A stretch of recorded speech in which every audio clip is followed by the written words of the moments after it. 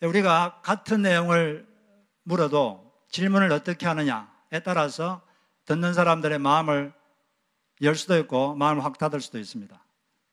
어떤 회사의 영업 실적이 좋지 않을 때 상사가 영업 직원들을 모아놓고 왜 영업 성적이 이것밖에 안 돼요? 이렇게 물으면 그거는 질책으로만 들립니다. 괜히 주눅이 들고 쭈뼛거리게 될 것입니다. 그러나 그렇게 질문하기보다 부하 직원들에게 어떻게 하면 영업 실적이 더 좋아질 수 있을까요? 이렇게 물으면 부하들이 마음이 더 열리고 자신의 의견을 개진할 수 있을 것입니다. 그리고 또 상사가 어느 날 아침에 앞으로 하게 될 사업 계획에 대해서 전략을 준비해서 발표를 했다고 합시다. 다 발표한 다음에 부하 직원들에게 오늘 제 발표가 어땠습니까? 이렇게 물어보면 강심장이 아닌 다음에야 잘했습니다. 최고입니다. 이렇게 말할 거예요. 솔직한 말을 못하고. 그런데 끝나고 나서 만약에 어떻게 하면 무엇을 더 보완하면 더 완벽한 전략이 될 수 있다고 생각합니까? 이렇게 만약 묻는다면 부하들이 자신의 생각을 조금씩 말할 수 있을 것입니다. 이 질문을 잘하는 거 이게 참 중요하죠. 가정에서도 마찬가지죠. 가정에서 이제 곧 대학에 들어가려고 준비하고 있는 아이에게 부모가 이렇게 물었다고 합시다. 너 도대체 그 점수로 어느 대학 갈 수 있겠니? 이렇게 물으면 아이가 이 책망을 받는 느낌이 들겠죠. 그러나 그거보다 넌 어떤 일을 하면서 살면 가장 행복할 것 같니? 이렇게 질문하면 아이가 좀 더 자기 인생에 대해서 깊이 생각하고 내가 과연 미래에 뭘 하면서 살 수 있을까? 내가 미래에 무엇을 할 수 있을까? 이렇게 미래지향적으로 또 발전지향적으로 생각할 수 있다고 생각합니다. 그러니까 질문을 잘하는 것 이것이 이 사람에게 수준을 결정한다고 할 수 있습니다. 똑같은 의도라도 어떻게 표현하느냐에 따라서 사람들의 마음을 확 닫아버릴 수도 있고 열어줄 수도 있는 거죠. 이 지능연구 전문가인 리차드 린 교수팀이 세계 185개국 국민의 평균 IQ를 조사했습니다. 그때 1위가 홍콩입니다. 홍콩의 평균 IQ가 107입니다. 그 다음에 한국이 2위입니다. IQ가 106. 여러분들 다 이 IQ가 106 이상인 줄로 믿습니다. 그 다음에 이스라엘은 IQ가 94예요. 총 45입니다. 45이면 그렇게 IQ가 좋지도 않은데 유대인들은 세계에서 창의력이 가장 뛰어난 민족이고 세계 1위다 이렇게 평가받고 있고 또 여러 분야에서 아주 탁월한 실력을 발휘를 하고 있습니다. 그래서 이유가 뭘까? 이렇게 연구를 했는데 그들은 어릴 때부터 이 교육 방식이 질문하고 답하고 그리고 자기의 그 생각을 말하고 이 토론하는 식으로 진행을 했기 때문에 더 깊이 생각하게 되고 자기의 생각을 더 깊이 끄집어내고 남과 마음을 나누고 이런 것들이 습관화됐기 때문에 머리가 더 개발되고 창의성이 좋아졌을 것이다. 이렇게 분석하는 결과를 읽어봤습니다. 이렇게 유대인들이 이런 식으로 교육하는 것은 구약 성경에 이미 기초를 하고 있습니다. 구약 성경을 보면 하나님은 자녀들에게 신앙을 전수하는 방법으로 자녀들이 부모에게 질문을 하게끔 했습니다. 질문을 하게끔 해가지고 그 질문에 부모가 답을 해줌으로써 그들의 신앙을 전수하는 식으로 이렇게 하게 했어요. 오늘 우리가 유월절 의식에 대해서 읽었는데 매년 니산월, 우리 양력으로 하면 4월인데 4월 14일 날이 유월절 의식을 하는 날입니다. 그런데 매년마다 이걸 하다 보면 자녀들이 묻겠죠. 그래서 12장 26절에 보면 자녀들이 이 예식이 무슨 뜻이냐 이렇게 질문하면 부모들이 너희들이 답을 해주어라. 그런 질문과 답을 통해서 자신들이 영적 의미를 깨닫고 그 영적 교훈이 자자손손 전수되도록 그렇게 하라고 했습니다. 이 자녀의 신앙교육의 1차 책임이 부모에게 있다. 이것을 다시 상기시켜 주는 거죠. 그래서 유대인들은 1년에 3번 아주 그 중요한 명절이 있었어요. 첫째가 유월절인데 유월절은 유대 민족들이 이스라엘에서 해방된 날을 기념해서 하는 의식이고 구원받은 것에 대해서 감사하는 날이죠. 그 다음에 두 번째는 오순절, 유월절은 4월달이고 오순절은 6월달인데 밀추수를 감사해서 하는 날입니다. 이때 오순절 날 모세는 율법을 받았고 또 오순절 날 신약교회 성령이 임했죠. 그 다음에 세 번째는 초막절, 이것은 10월달쯤에 하는 건데 모든 추수를 다한 다음에 추수감사절과 비슷한 그런 명절입니다. 그래서 여기 우리가 오늘 6월절에 대해서 알아볼 텐데 6월절, 6월이 무슨 뜻입니까? 6월. 이거에서 영어로는 Passover, 넘어간다 이런 뜻인데 유는 넘어갈 월, 넘어갈 월. 그러니까 심판을 하지 않고 그냥 넘어갔다. 그래서 6월절 이렇게 말을 합니다. 하나님께서 이스라엘 백성들을 심판하실 때 어린 양을 잡아서 어린 양의 피를 문틀의 위와 옆에 이렇게 바르면 그 집은 심판하지 않고 그냥 넘어가겠다. 피를 바른 다음에 그 어린 양의 고기를 쓴 나물과 누룩이 들지 않은 빵, 무교병과 함께 먹게 했습니다. 이것이 이제 6월절 의식인데, 하여튼 6월절 의식이 가장 중요한 두 가지가 어린 양의 피를 이 문틀의 위, 문설주와 양옆, 임방에 바르는 것인데, 그리고 또 어린 양의 고기를 먹는 이 의식입니다. 이 두 가지가 이 21세기 우리에게 어떤 의미가 있는가, 이걸 한번 살펴보도록 하겠습니다. 먼저 첫째로 어린 양의 피가 발린 사람들은 권리의식이 없이 그리스도와 사람을 섬긴다는 것입니다. 이스라엘 민족들이 그 당시에 이집트에서 노예 생활을 하고 있었어요. 이집트 백성들이 숫자가 늘어나는 걸 방해하려고 남자애가 태어나면 다 죽이고 그리고 강제 노동을 했습니다. 그때 하나님께서는 모세를 통해서 이스라엘 민족을 해방하고 지금의 이스라엘 땅으로 이스라엘 대민족을 이동시킬 계획을 세우셨습니다. 그래서 이집트 왕에게 가서 바로에게 가서 이스라엘을 풀어놓아라 그랬지만 바로가 거절했습니다. 그래서 9가지 재앙을 내렸어요. 바로는 재앙이 임할 때는 풀어주겠다 했다가 재앙이 이제 거둬지면 다시 마음이 변하고 그랬어요. 그렇게 마음이 변하기를 9번 했습니다. 마지막으로 10번째 재앙을 하나님이 내렸어요. 그게 바로 바로의 장자를 비롯해서 모든 이집트 땅에 사는 모든 사람들의 죄를 심판해서 모든 집안의 장자를 죽이시기로 작정하셨습니다. 그리고 모든 가축의 첫 새끼를 죽이기로 했어요. 그런데 예외가 있었습니다. 한 가지 의식을 하는 집은 심판받지 않고 넘어가겠다 이렇게 말씀하셨죠. 1년 된 흠없는 어린 양을 14일날 니산월 14일날 해질 무렵에 잡아서 그 피를 집의 문틀의 위와 양옆 문설주와 임방에 바르면 그 집은 심판하지 않고 넘어가겠다 이렇게 약속을 했습니다. 그 약속을 믿고 그렇게 했던 사람이 있고, 아이고 뭐 양쪽에서 피 바른다고 죽을 사람이 안 죽겠나, 이렇게 안 믿은 사람은, 믿음이 없는 사람은 다 죽었겠죠. 그때 이제 죽음의 사자가 이집트 전역을 다니면서 각 가정에 장자를 죽였습니다. 그런데 죽음의 사자가 갈 때 그 집에 있는 사람들이 다른 집 사람보다 더 도덕적인가 아닌가, 그걸 본 게 아닙니다. 그 집 안에 있는 사람들이 옆집 사람보다 더 예배를 잘 드리나 안 드리나 이걸 본 게 아닙니다. 죽음의 사자가 본 건 딱 한 가지입니다. 그 집 문틀에 어린 양의 피가 발려져 있는가 없는가, 그것만 봤어요. 그래서 어린 양의 피가 발려 있으면 그냥 뛰어넘었어요. 심판하지 않고. 그런데 어린 양의 피가 없으면 죽음의 사자가 그 죄를 심판해서 다 죽였습니다. 그런데 바로 여기서 말한 어린 양이 그 뒤에, 이 사건 뒤에 1500년 뒤에 올 예수 그리스도를 의미하죠. 미리 예수님을 미리 암시해서 이런 의식을 하도록 한 것입니다. 우리가 예수를 믿으면 예수 믿는 사람들의 온 전신에 영적으로 피가 확 발려집니다.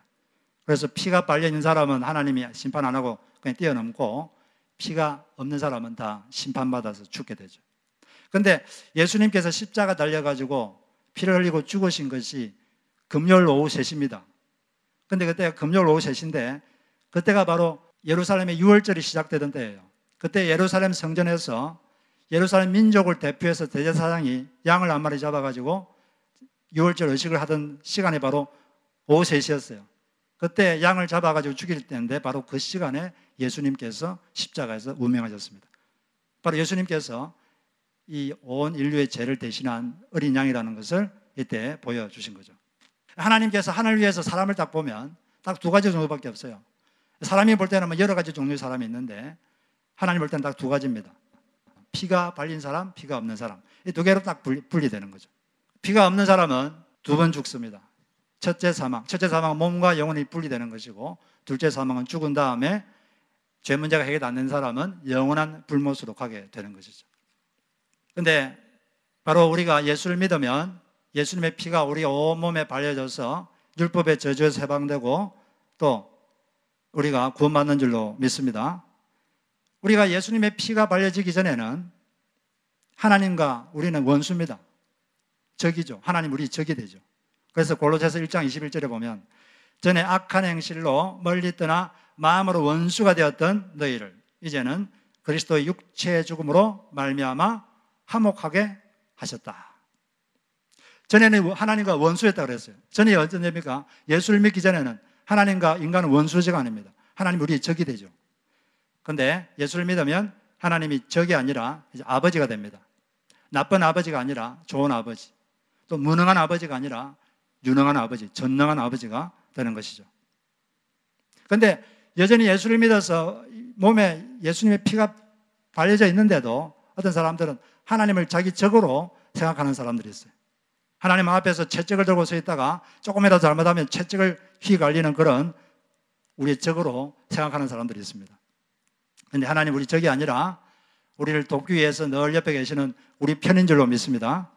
우리가 죄와 싸우다가 또 인생의 고난과 싸우다가 힘들어 쓰러지면 같이 아파하시고 같이 싸워서 승리하도록 도와주고 또 넘어지면 다시 일으켜서 죄와 싸우도록 도와주는 그분 우리 편이 되시는 것이죠. 저를 비롯해서 우리 모두는 다 가끔씩 깊은 죄책감에 잡힐 때가 있습니다. 하지 말아야 될 행동인데 반복해서 하다 보면 깊은 죄책감이 듭니다. 이 죄책감이라는 것은 이 성령께서 죄를 지었을 때 성경에 있는 말씀과 어긴 행동을 할 때 양심해 주는 고통입니다. 그런 죄책감이 있으면 하나님 앞에 철저하게 회개해야 돼. 하나님 앞에 입을 벌려 하나님 잘못했습니다. 용서해 주십시오. 이렇게 용서를 빌고 그 다음에 다시는 그러지 않겠습니다 하고 행동을 바꾸는 것, 이게 회개죠. 그런데 회개를 했는데도 철저히 회개했는데도 여전히 마음이 침체가 되고 마음이 두려움이 생기고 겁이 나고 그럴 때는 우리가 하나님 앞에서 이렇게 말해야 돼요. 하나님은 내 적이 아니시다. 하나님은 내 편이시다. 하나님을 적으로 생각하게 하는 악한 영은 떠나가라. 이런 식으로 하나님을 우리 앞에 우리 삶 가운데 모셔야 되는 것입니다. 제가 잘 아는 어떤 선배 목사님이 계신데 이분이 목사님 되기 전에 어떤 연구소에서 직장 생활을 했는데 이분이 영화를 아주 좋아했습니다. 그런데 이분이 직책이 높았기 때문에 시간을 좀 마음대로 쓸 수가 있어요. 일과 시간 중에도 영화를 보고 싶으면 그냥 영화 보러 가고 그렇게 하는 거예요. 그렇게 하면 안 되잖아요. 일하는 시간에 일을 해야 되는데 자기가 교회에서 성경 공부 가르칠 때는 예수 믿는 사람은 불신자보다 더 직장 생활에 더 성실하게 임해야 됩니다. 이렇게 가르치면서 자기는 충동이 올라오면 그냥 일하다가 몰래 나가서 영화 보고 그렇게 자꾸 반복되는 거예요. 어느 날도 이러지 말아야지 하면서 하는데도 벌써 차를 타고 벌써 영화관으로 가고 있습니다. 그런데 그런 자기 모습을 보고 너무나 한심하고 수치스러워서 하나님 앞에 이렇게 말했습니다. 하나님, 제가 이렇게 한심합니다. 죄송합니다. 제가 어지럽게 이렇게 약합니다. 그렇게 고백했는데도 계속 마음이 무겁고 침체되고 너무 수치스러웠어요. 그런데 갑자기 그때 내면 깊은 곳에서 하나님께서 말을 걸어왔습니다. 너는 왜 나를 너의 적으로 만드느냐? 나는 너의 적이 아니다. 너 편이다. 너가 죄와 싸우다 쓰러지면 같이 아파하고 계속 죄와 싸울 수 있도록 도와주고 다시 일으켜 죄와 싸울 수 있도록 도와주는 너 편이다. 그런 말씀이 들리는 거예요. 그 이후로부터 이분은 하나님에 대한 이미지를 확 바꿨다고 합니다. 하나님은 나를 혼내려고 언제나 채찍을 들고 있는 분이 아니라 나를 도와주셔서 나를 승리하게 하시고 그런 분이구나. 그때부터 더 신앙생활이 더 활기가 차고 더 열매 맺는 삶을 살았다는 것이죠. 그래서 우리가 예수를 믿어서 우리 죄를 씻어주는 예수의 피를 발랐다면 하나님이 더 이상 우리 적이 아니라 하나님 우리 아버지인 줄 믿으시고 아버지와 함께 승리하는 삶을 사시기를 바랍니다. 그리고 우리가 하나님께서 우리가 어린 양의 피로 이 심판을 면했다는 것을 알게 된다면 한 가지를 더 기억해야 되는데 출애굽기 13장 12절에 보면 어린 양의 피로 살아난 장자들을 하나님 모두 하나님 것이다 이렇게 말씀하셨어요. 따라서 각 가족의 장자들, 원래 장자들이 다 죽어야 되잖아요. 제 심판마다 죽어야 되는데 하나님께서 어린 양의 피로 다 살려주셨어요. 이 장자들은 다 원래 죽어야 되는데 살았기 때문에 이제 더 이상 너희 게 아니라 하나님 거라는 거죠. 그래서 각 가족의 장자는 하나님 것이기 때문에 이제 평생을 하나님을 섬기는 종교인으로 살아야 된다는 것이죠. 제대로 하면 이제 각 가족의 장자들은 다 차출돼 가지고 예루살렘 성전에 가가지고 평생 거기서 종교인으로서 섬겨야 된다는 것입니다. 근데 원래 그렇게 해야 되는데, 왜냐하면 원래 죽어야 되는데 하나님 살려줬으니까 더 이상 이제 너희 인생이 너희 게 아니라는 거죠. 근데 하나님은 그렇게 하지 않고 각 가족의 장자들 대신에 레위 지파 전체를 택해가지고 레위 지파 전체가 그 각 가족의 장자를 대신하게 했습니다. 그래서 레위 지파들이 각 가족의 장자를 대신해서 성전에서 성막에서 평생 하나님을 섬기고 종교적인 일을 하도록 그렇게 하신 거죠. 우리가 지금 신약시대에 사는 우리 그리스도인들은 원래 우리가 다 죽어야 되는데 예수님의 피로 살아났잖아요. 그러면 이제 우리 인생은 누구 겁니까? 이제 하나님 겁니다. 뭐 목사, 선교사만 하나님 게 아니라 예수님 때문에 우리가 죽어야 되는데 예수님 때문에 살았다고 생각하는 모든 사람들은 더 이상 그 인생이 자기 게 아니라 이제 하나님을 위해서 살아야 되는 거예요. 우리는 평생 하나님 위해서 살아야 되는 그런 종교인입니다. 단지 직업이 다를 뿐이죠. 다른 직업으로, 이 사람은 이런 직업, 저 사람은 저런 직업으로 평생을 주님을 섬기면서 사는 것입니다. 그런데 우리가 이렇게 주님을 섬기고 살 때 조심해야 될 게 권리의식 없이 하나님을 섬겨야 된다는 것입니다. 권리의식을 가지고 섬기면 상당히 피곤해집니다. 그리고 시험에 들 수가 있어요. 내가 하나님께 이 정도 했으니까 하나님도 이 정도 해주셔야 돼. 내가 이 정도 섬겼으니까 하나님도 이 정도 해줘야 돼. 이 하나님께 대한 권리의식, 이걸 가지고 섬기면 아주 하나님께 시험 들기가 쉬워요. 그리고 또 사람에게도 마찬가지입니다. 사람에게도 섬길 때도 내가 당신께 이만큼 해줬으니까 당신도 나한테 이만큼 해줘야 돼. 이렇게 사람을 대하면 화날 일이 많습니다. 짜증날 일이 많죠. 나는 이만큼 했는데 왜 당신은 이만큼 해주지 않아? 이 기대를 했는데 기대한 만큼 해주지 않으면 사람이 화가 나게 되거든요. 그런데 우리는 원래 다 죽어야 되는데 하나님이 덤으로 우리를 살려주셨습니다. 뭐하라고? 섬기라고 우리를 살려주신 거예요.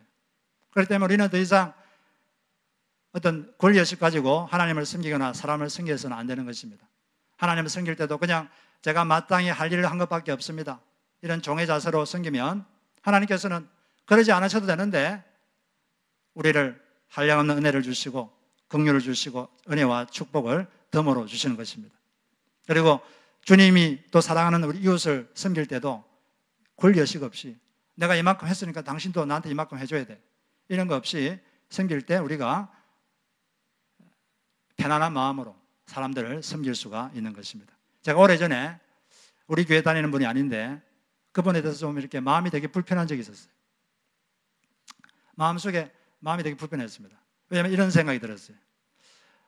아니 내가 그만큼 해줬으면 나한테 이 정도는 해줘야지. 그런데 기대를 했는데 그렇게 안 하는 거예요. 그러니까 속이 좀 불편하고 마음이 상당히 불편했습니다. 근데 그러고 있는데 어느 날 제가 말씀 묵상하는데 갑자기 마음속에서 어떤 문장 하나가 갑자기 확 떠올라요. 권리의식을 버려라. 이런 마음이 갑자기 확 듭니다. 그러니까 그 말이겠죠. 하나님께 주신 말씀인데 너는 원래 죽어야 되는데 내가 살려주었다. 나머지 인생은 섬기라고 덤으로 준 것이니까 그냥 섬겨라. 그런 말씀이겠죠. 그 말씀이 제가 마음에 와닿는 순간 내가 잘못 생각했구나. 그냥 하나님께서 이렇게 섬길 수 있는 기회를 주신 것에 감사했구나 생각, 마음을 바꾸니까 마음이 아주 편안해졌습니다. 우리가 하나님이나 사람을 섬길 때 어떤 권리의식 없이 그냥 주님께서 우리를 원래 죽어야 되는데 살려주셨으니까 그냥 덤으로 사는 인생 그냥 섬기면서 살자, 이런 마음으로 섬기시는 여러분 되시기를 주의 이름으로 축복합니다. 그리고 우리 두 번째로 우리 하나님께서 어린 양의 피만 바르라고 한 게 아니라 어린 양이 고기를 먹으라 그랬어요. 우리는 어린 양의 고기를 먹듯이 예수님을 우리 삶의 힘으로 삼고 사는 것입니다. 그분의 음성이 들릴 때 삶이 새로워지는 것입니다. 하나님께서는 어린 양의 피만 문틀에 바르라고 하지 않았습니다. 어린 양이 고기를 먹어라. 고기를 먹되 하나도 남김없이 다 먹어라 그랬어요. 아니 그냥 피만 발라서 심판만 면해주시면 되지 고기까지 먹으라 그러시나? 고기를 먹으라는 것은, 여러분 고기를 먹으면 뭐가 생깁니까? 힘이 생기죠. 그냥 하나님은 우리의 삶에 우리의 심판만 면하게 해주는 그 정도가 아니라 우리가 살아갈 수 있는 힘까지 우리 주시겠다는 거죠. 그리고 남김없이 다 먹어라. 그처럼 하나님께서 우리에게 우리 인생에 그분이 우리에게 주고 싶은 모든 것을 주고 싶은 것입니다. 나를 씹어 먹어라. 나를 먹고 나를 누려라. 그러면서 힘을 얻어서 인생을 살아라.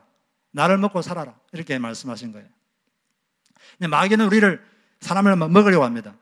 에덴 동산에서 뱀의 모양으로 나타난 사탄, 뱀의 모양으로 나타난 사탄이 사람을 유혹해서 사람이 하나님을 반역하게 했습니다. 그때 하나님께서는 뱀에게 이렇게 말했어요. 너는 평생 흙을 먹고 살게 될 것이다. 뱀이 흙을 먹는다는 게 무슨 뜻입니까? 여러분, 뱀이 흙을 먹고 삽니까?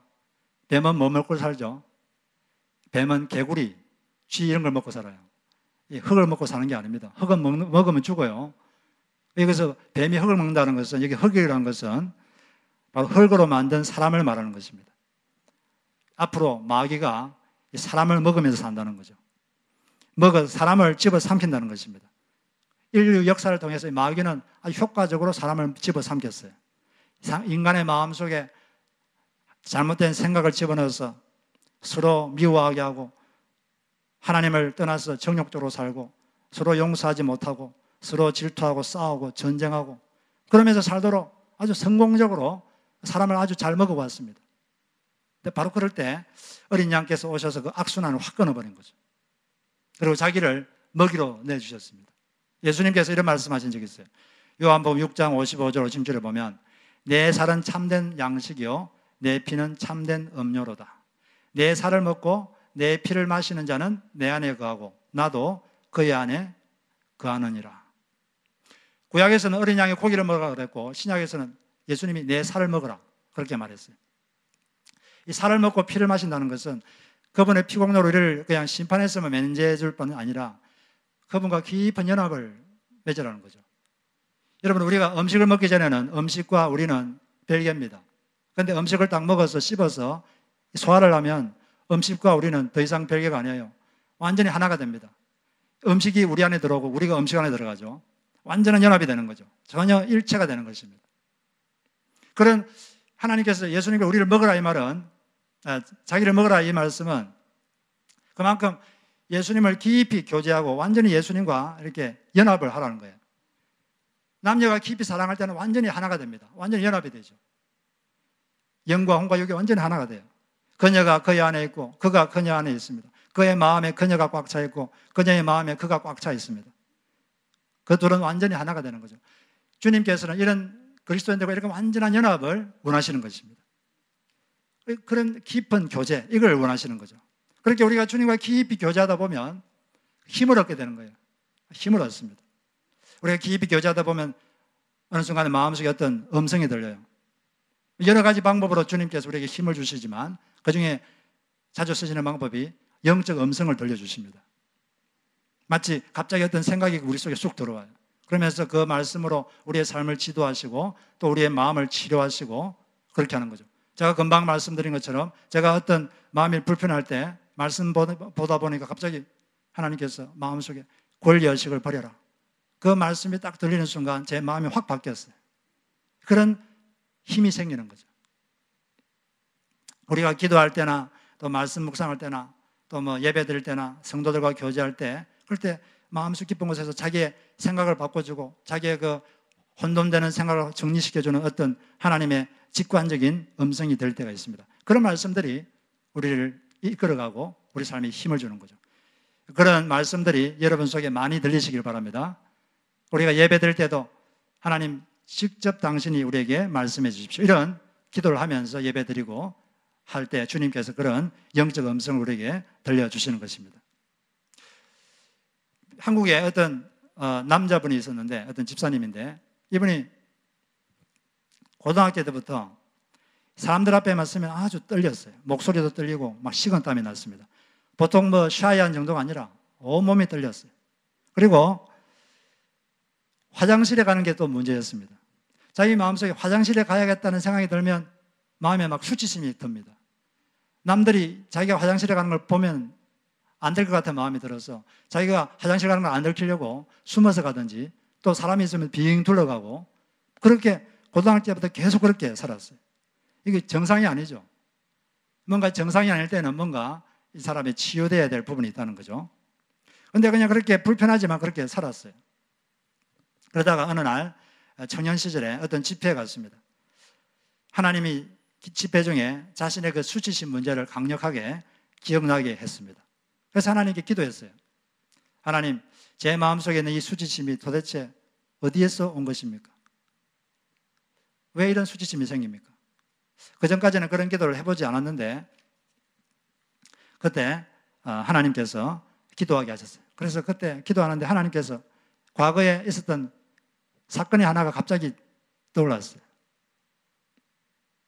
그가 7살 때 동네에서 성적 학대를 당한 적이 있었습니다. 그런데 그 일이 공중 화장실에서 있었어요. 그때까지 해도 그 일은 그의 인생의 큰 비밀이었습니다. 의식적으로나 무의식적으로 그 일을 인식하지 않으려고 노력했어요. 그런데 하나님께서 기도하는 중에 그게 갑자기 생각나게 한 거죠. 근데 화장실 가는 게 왜 문제였는지 몰랐는데 근데 그 사건이 떠오르면서 이해가 되기 시작했습니다.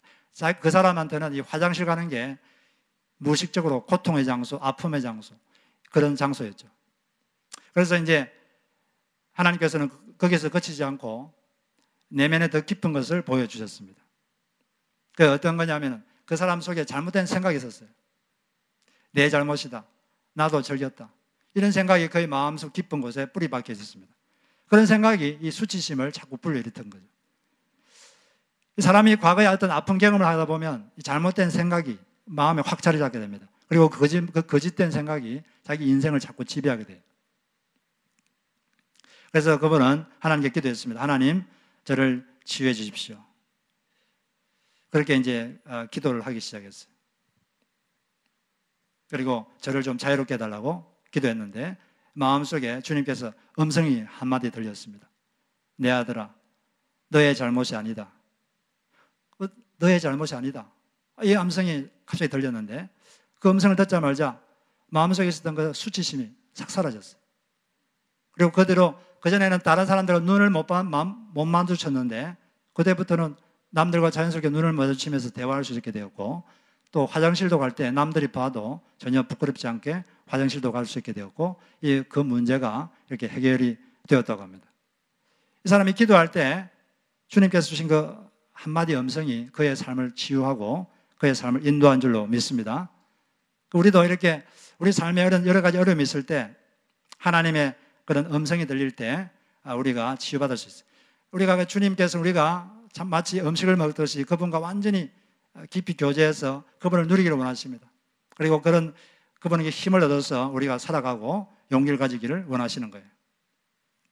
그리고 이제 이 어린 양이 고기를 먹을 때 2가지와 같이 먹었는데 첫째는 무교병과 먹었고 그 다음에 썬나물을 먹었습니다. 무교병이란 것은 누룩 없는 떡인데 성경에서 누룩이란 것은 죄를 상징합니다. 왜냐하면 누룩이란 것은 금방 퍼지는 성질이 있거든요. 밀가루에 조금만 이렇게 뿌려놔도 금방 밀가루가 부풀어 버립니다.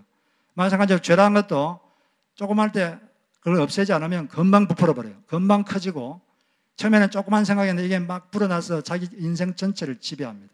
그리고 남에게 전염되고 그래서 그리스도인의 삶이란 것은 죄 없는 삶을 사는 것이 그리스도인의 삶이다. 이걸 뜻하기 위해서 무교병을 먹게 하셨고 그 다음에 이제 썬나물을 먹게 하셨는데 썬나물이라는 것은 고난을 뜻하죠.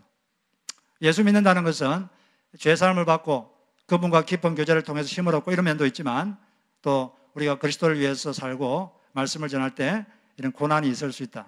그것을 상징하기 위해서 이 썬나물을 같이 먹도록 한 것입니다. 우리는 이런 하나님의 뜻을 알고 어린 양의 피를 통해서 우리가 구원받았다면 그때부터 계속 어린 양과 깊은 교제를 해서 예수님과 깊은 교제를 해서 힘을 얻고 그래서 우리가 죄 없는 삶 또 주님을 위해서 주님을 전하고 주님을 높이기 위해서 받는 고난의 삶도 기꺼이 감당할 수 있는 우리 모두가 되시면 좋겠습니다. 그런 인생 사시기를 주의 이름으로 축복합니다.